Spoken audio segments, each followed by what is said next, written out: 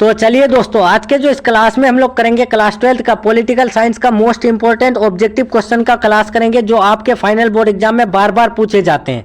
तो इसीलिए जितने भी स्टूडेंट अगर क्लास 12th का फाइनल बोर्ड एग्जाम 2024 में देना चाहते हैं, तो आप लोग जो है इस क्लास को भूल से भी मिस नहीं कीजिएगा दोस्तों, एंड तक देख लीजिएगा और हर एक क्वेश्चन जो है आप सभी क्लास में ही याद करने की कोशिश जरूर कीजिएगा। ठीक है दोस्तों, तो चलिए हम लोग जो है क्लास को शुरू करते हैं, बिना टाइम वेस्ट के चलते हैं फर्स्ट क्वेश्चन की तरफ। फर्स्ट क्वेश्चन आपका क्या पूछा गया है दोस्तों, देखिए फर्स्ट क्वेश्चन जो पूछा गया है कि धुरी राष्ट्रों की अगुवाई कौन कौन से देश कर रहे थे। तो आप सभी को बता दें दोस्तों, धुरी राष्ट्रों की जो अगुवाई कर रहे थे ना, तो वो कौन कौन से देश थे, तो आप सभी को याद रखना है जर्मनी, इटली और जापान। ठीक है दोस्तों, ये तीन देश जो है वो धुरी राष्ट्रों की अगुवाई कर रहे थे। इसका राइट आंसर होगा ऑप्शन नंबर ए। और हाँ, जो भी स्टूडेंट को अगर पीडीएफ चाहिए तो आप लोग टेलीग्राम चैनल जरूर ज्वाइन हो जाइएगा दोस्तों, क्लास के बाद जो है आप सभी को पीडीएफ दे दिया जाता है। दूसरा नंबर देखिए कि मित्र राष्ट्रों की अगुवाई कौन कौन से देश कर रहे थे। तो आप सभी को बता दें दोस्तों, धुरी राष्ट्रों की अगुवाई यानी जर्मनी, इटली और जापान कर रहे थे, लेकिन यह मित्र राष्ट्रों की जो अगुवाई कर रहे थे तो वो कौन कौन से देश कर रहे थे, तो आप सभी को याद रखना है वो अमेरिका, फ्रांस और रूस कर रहे थे। ठीक है, इसका राइट आंसर होगा option number D. Next question आपका चलते हैं दोस्तों, तीसरा नंबर क्या पूछा गया है कि दूसरा विश्व युद्ध जो है कब से कब तक हुआ। तो आप सभी को बता दें दोस्तों, जब दूसरा विश्व युद्ध हुआ था तो वो उसका जो है टेन्योर यानी अवधि था, तो वो कितना से कितना के बीच था। तो आप सभी को याद रखना है दोस्तों, वो यानी सन 1941 से सन 1945 तक वो दूसरा विश्व युद्ध चला था। ठीक है, इसका right answer option number A. Next question आपका चलते हैं चार नंबर क्या पूछा गया है कि शीत युद्ध के बारे में निम्नलिखित में से कौन सा कथन गलत है। तो आप सभी को बता दें दोस्तों, शीत युद्ध के बारे में जो गलत है ना, वो आपका यानी ऑप्शन नंबर यहाँ पर डी गलत है। अमेरिका और सोवियत संघ जो है सीधे युद्ध में शामिल थे, तो ये यानी अमेरिका और सोवियत संघ जो है सीधे विश्व युद्ध में शामिल नहीं थे। ठीक है, इसलिए इसका राइट आंसर जो होगा ऑप्शन नंबर डी होगा। नेक्स्ट क्वेश्चन आपका चलते हैं पाँच नंबर क्या है, निम्न में से कौन सा कथन जो है गुट निरपेक्ष आंदोलन के उद्देश्यों पर प्रकाश नहीं डालता है। तो आप सभी को बता दें दोस्तों, वो कथन जो है वो कौन सा कथन है, तो आप सभी को याद रखना है वो है ऑप्शन नंबर सी, वैश्विक मामलों में तो यानी तटस्थता की नीति अपनाना। ये जो है यानी ये कथन जो है गुट निरपेक्ष आंदोलन के उद्देश्यों पर प्रकाश नहीं डालता है। ठीक है, इसका राइट आंसर होगा option number C. Next question आपका 6 नंबर देखते हैं। 6 नंबर क्या पूछा गया, देखिए 6 नंबर जो पूछा गया है कि किन दो महाशक्तियों का वर्चस्व शीत युद्ध के केंद्र में था दोस्तों। तो आप सभी को बता दें कौन से दो महाशक्तियों का वर्चस्व जो है वो शीत युद्ध के केंद्र में था। तो आप सभी को याद रखना है वो है संयुक्त राज्य अमेरिका और सोवियत रूस। ठीक है, इसका राइट आंसर होगा option number C. Next question आपका चलते हैं 7 नंबर क्या है कि प्रथम विश्व युद्ध जो है कब से कब तक हुआ। तो आप सभी को बता दें दोस्तों, प्रथम विश्व युद्ध जो हुआ था वो सन 1914 से सन 1918 तक हुआ था। ठीक है, इसका राइट आंसर होगा option number C. Next question आपका दूसरा नंबर देखते हैं। दूसरा नंबर के सॉरी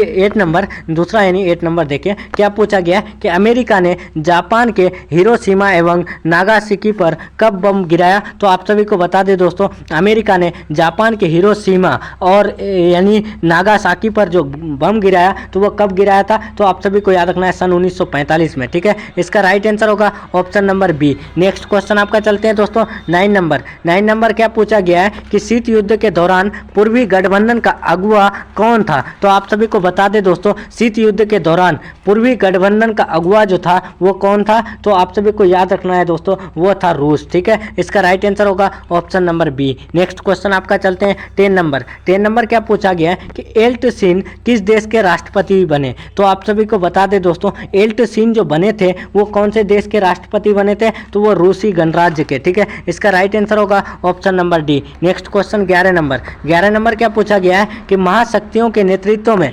गठबंधन की व्यवस्था से पूरी दुनिया का कितने खेमों में बंटने का खतरा उत्पन्न हुआ। तो आप सभी को बता दें दोस्तों, महाशक्तियों के नेतृत्व में गठबंधन की व्यवस्था से पूरी दुनिया का जो है यानी कितनी खेमों में बंटने का खतरा उत्पन्न हुआ था। तो आप सभी को याद रखना है 2 खेमों में। ठीक है, इसका राइट आंसर होगा option number C. Next question 12 number क्या पूछा गया है कि अप्रैल 1949 में नाटो की स्थापना हुई, उसमें कितने देश शामिल थे। तो देखिए दोस्तों, अप्रैल 1949 में नाटो की जो स्थापना हुई थी तो उसमें कितने देश जो है शामिल थे, तो आप सभी को याद रखना है 12 देश शामिल थे। ठीक है, इसका राइट आंसर होगा option number B. Next question आपका 13 नंबर क्या पूछा गया है कि नाटो में शामिल हर देश एक दूसरे की मदद करेगा, इसी प्रकार के पूर्वी गठबंधन को वार्सा संधि के नाम से जाना जाता है, जिसकी अगुवाई किसने की और इसकी जो है स्थापना कब हुई। तो आप सभी को बता दें दोस्तों, यानी उसकी जो है यानी अगुवाई किए थे और उनकी जो स्थापना हुए थे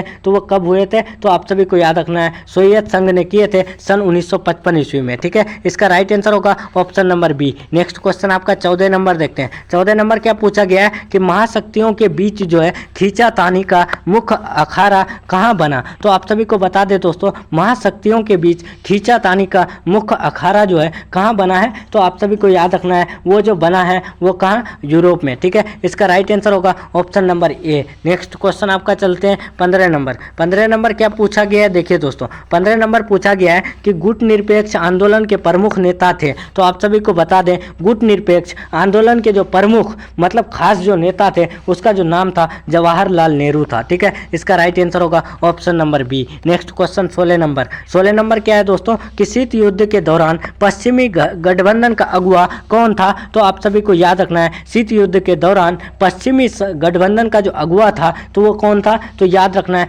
अमेरिका था। ठीक है, इसका राइट आंसर होगा option number B. Next question आपका चलते हैं 17 नंबर। 17 नंबर क्या पूछा गया है कि द्वितीय विश्व युद्ध के पश्चात दो महाशक्तियों के रूप में कौन कौन से देश जो है उभर कर आए। तो आप सभी को बता दें दोस्तों, द्वितीय विश्व युद्ध के पश्चात यानी दो महाशक्तियों के रूप में कौन कौन से देश जो है उभर कर आए, तो आप सभी को याद रखना है वो यानी अमेरिका और सोवियत रूस आए थे। ठीक है, इसका राइट आंसर होगा option number B. Next question आपका 18 नंबर। 18 नंबर क्या है कि किन किन देशों द्वारा महाशक्ति बनने की होड़ ने शीत युद्ध को जन्म दिया था। तो आप सभी को बता दें दोस्तों, कौन कौन से देश है जो यानी महाशक्ति बनने की होड़ ने यानी शीत युद्ध को जन्म दिया था, तो उसका जो नाम था वो क्या था, अमेरिका और सोवियत संघ। ठीक है, इसका right answer option number A. Next question आपका चलते हैं 19 नंबर। 19 नंबर क्या पूछा गया है, विश्व राजनीति के दो ध्रुव कौन कौन से थे। तो आप सभी को बता दें, विश्व राजनीति के जो दो ध्रुव थे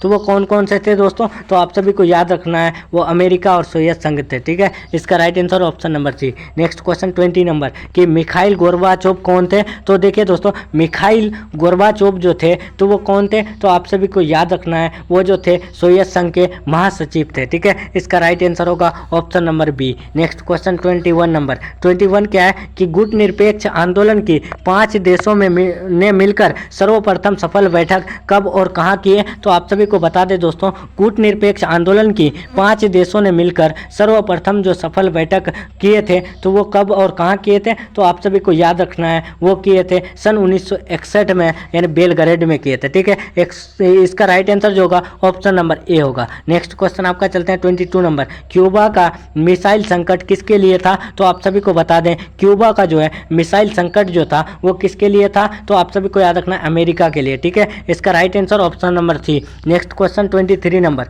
23 क्या पूछा गया है कि दो ध्रुवों विश्व का यानी दो ध्रुवीय विश्व का आरंभ कब हुआ। तो आप सभी को याद रखना है दोस्तों, दो ध्रुवीय विश्व का जो आरंभ हुआ था यानी शुरू हुआ था तो वो कब हुआ था, 1945 के बाद हुआ था। ठीक है, इसका राइट आंसर होगा option number A. Next question 24 number. सीटों और सेटों जैसे संगठनों का संस्थापक कौन सा देश था। तो आप सभी को बता दें, सीटों और सेटों जैसे यानी संगठनों का संस्थापक जो था वो कौन सा देश था। तो आप सभी को याद रखना है दोस्तों, वो अमेरिका था। ठीक है, इसका राइट आंसर होगा option number A. Next question 25 number. 25 number क्या है कि इनमें से कौन एक गुट निरपेक्ष आंदोलन के जनक नहीं थे। तो आप सभी को बता दें, इनमें से जो है गुट निरपेक्ष आंदोलन के जो जनक नहीं थे तो वो कौन नहीं थे दोस्तों, तो वो सुकर्नो नहीं थे। ठीक है, सुकर्नो साहब जो थे वो यानी गुट निरपेक्ष आंदोलन के यानी जनक नहीं थे। ठीक है, इसका right answer option number A. Next question 26 number.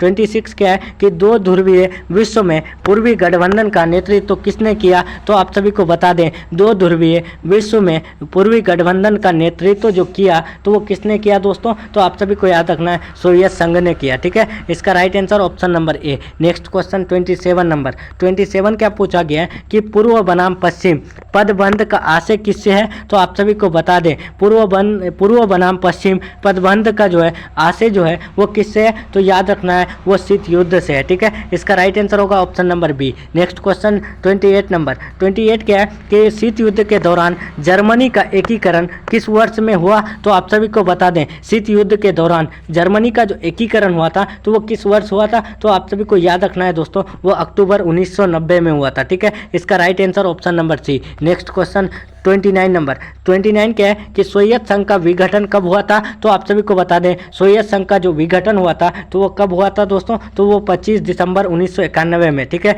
इसका राइट आंसर होगा option number D. Next question आपका चलते हैं 30 नंबर क्या है कि शीत युद्ध का प्रारंभ कब हुआ, तो आप सभी को बता दें शीत युद्ध का जो प्रारंभ हुआ था यानी शुरू हुआ था तो वो कब हुआ था दोस्तों, तो वो 1944 ईस्वी में हुआ था। ठीक है, इसका राइट आंसर होगा option number A. Next question आपका चलते हैं 31 क्या है कि शीत युद्ध के समय पूंजीवादी गुट का नेतृत्व कौन कर रहा था, तो आप सभी को बता दें शीत युद्ध के समय पूंजीवादी गुट का जो नेतृत्व कर रहा था तो वो कौन कर रहा था दोस्तों, तो आप सभी को याद रखना है अमेरिका कर रहा था। ठीक है, इसका right answer option number A. Next question 32 क्या है शीत युद्ध के प्रति भारत की क्या नीति थी, तो आप सभी को बता दें शीत युद्ध के जो प्रति भारत की जो नीति थी तो वो क्या थी दोस्तों, तो वो सक्रिय और हस्तक्षेप था। ठीक है, इसका right answer option number C. Next question आपका चलते हैं 33 क्या है कि प्रथम गुट निरपेक्ष आंदोलन में कितने देशों ने भाग लिया, तो आप सभी को बता दें प्रथम गुट निरपेक्ष आंदोलन में कितने देश जो है भाग लिया,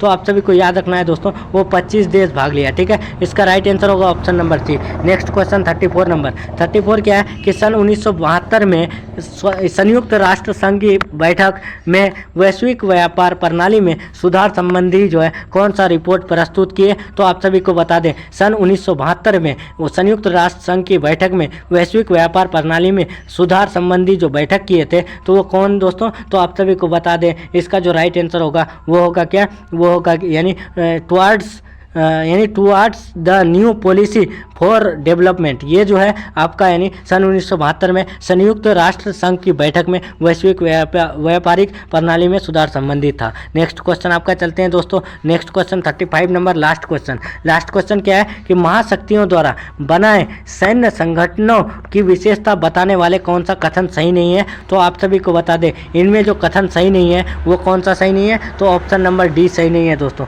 ऑप्शन नंबर डी में महाशक्तियाँ सभी सदस्य देशों को अपने परमाणु हथियार विकसित करने में मदद करती थी, ये जो है गलत है। ठीक है दोस्तों, तो इसीलिए इसका राइट आंसर जो होगा ऑप्शन नंबर डी होगा। ठीक है दोस्तों, तो चलिए हम लोग का जो है यानी पॉलिटिकल साइंस का मोस्ट BBI यानी टॉप 35 BBI ऑब्जेक्टिव क्वेश्चन का क्लास यहीं तक रहने वाला है। तो जो भी स्टूडेंट को अगर क्लास अच्छा लगा है तो वीडियो को लाइक करके अपने दोस्तों में शेयर करना नहीं भूलिएगा। ठीक है दोस्तों, तो चलिए हम लोग मिलते हैं नेक्स्ट क्लास में नेक्स्ट टॉपिक के साथ। तब तक के लिए बाय, टेक केयर। और जो भी स्टूडेंट को PDF चाहिए टेलीग्राम चैनल ज्वाइन हो जाइएगा। ठीक है दोस्तों, तो चलिए मिलते हैं हम लोग नेक्स्ट क्लास में।